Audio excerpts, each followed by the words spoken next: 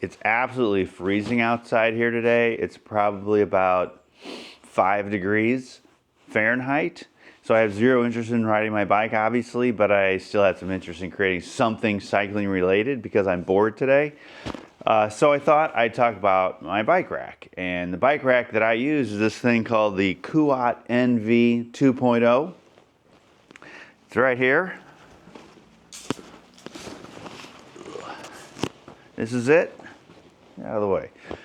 And it's very sturdy, very heavy, very stable. It can carry very heavy bikes, which is good because I have 2 e-bikes, a mountain bike, a gravel bike, and a road bike, all of various weights. It can handle the road bike super easy because the road bike's pretty light, but it can also handle the e-bikes, and I have 2 they're 35 pounds a piece, so that's 70 pounds of bikes, and this thing handles it like a pro.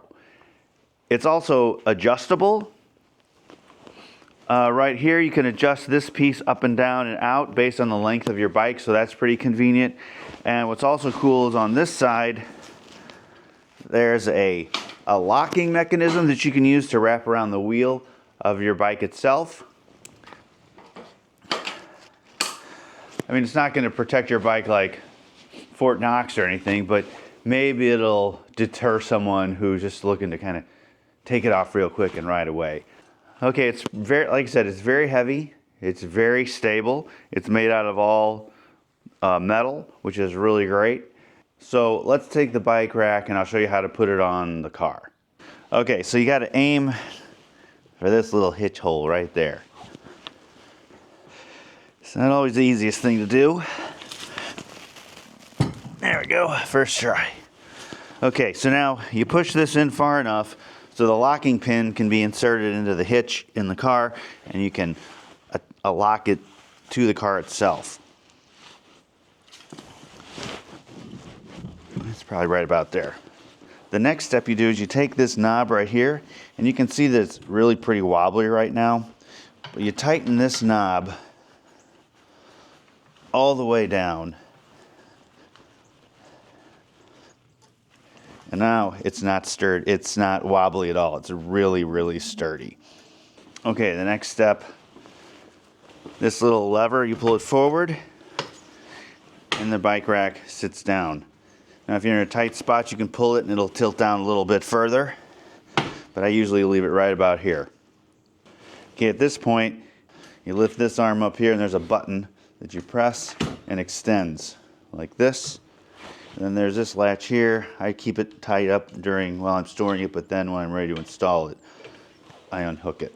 Now it's time to put the bike on the rack. You put the front here. You lift this arm up and you get it as close to the fork right here as you can.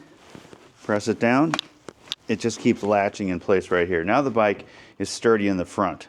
For the back wheel, you run this plastic piece. It's kind of like a giant zip tie through this section here and you pull it. Now, if it's too close to the spoke, you can move your wheel, or this thing will also adjust as well. So you just tighten it down like that, and your bike's good to go. Okay, again, the nice thing about this bike rack is it's very sturdy and it's very strong, and like I said, it's very adjustable. The price on this thing, I bought mine a few years ago. Now, the price on it now is like about $800. Now, that's a pretty steep price for a bike rack, but like I said, we ride all over the country and we've driven our cars with, you know, thousands of miles with this bike rack, and it's just, for that much travel, this thing is really worth the investment to us, especially with as heavy a bike as these are. If you're really just kind of like in-town kind of person, you don't really travel much, this is probably overkill for you. But I like the platform stands better than the hanging racks. That's just my personal taste. The other thing that I wanted to show you was the lock. This is what it looks like. You can use this lock and you can run it through your frame, and you know, it's not gonna stop someone who's truly motivated to take your bike. But if you just kind of wanted to run into a coffee shop, or you just wanted some, peace of mind security, it works just fine. One thing to keep in mind with this, and this is probably holds true for all bike racks, is it does kind of hide your brake lights. So cars behind you may not be able to see through your bikes, but I get that comes with the territory of any bike rack. Now with some of these cars nowadays with the backup cameras and the sensors, this also will block the cameras and can also block the sensors.